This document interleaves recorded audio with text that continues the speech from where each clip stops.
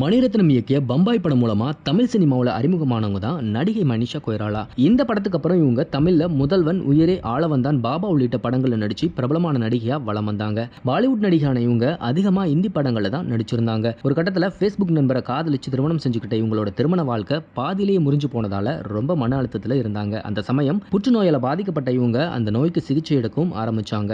இப்போ ஒரு ஆங்கில ஊடகத்துக்கு பேட்டி கொடுத்த மனிஷா புற்றுநோயால பாதிக்கப்பட்டப்போ தனக்கு நேர்ந்த துயரங்களை பத்தி வெளிப்படையா பேசியிருக்காங்க. அதுல எல்லாரும் உங்களோட உடல் ஆரோக்கியத்தின் மேல கவனமா இருங்க. எனக்கு நிறைய உறவினர்கள், பெரிய குடும்பம் இருந்தாங்க. எல்லாருமே வசதியானவங்க தான். ஆனா நான் புற்றுநோயால பாதிக்கப்பட்ட சமயம் என் கூட யாருமே இல்ல.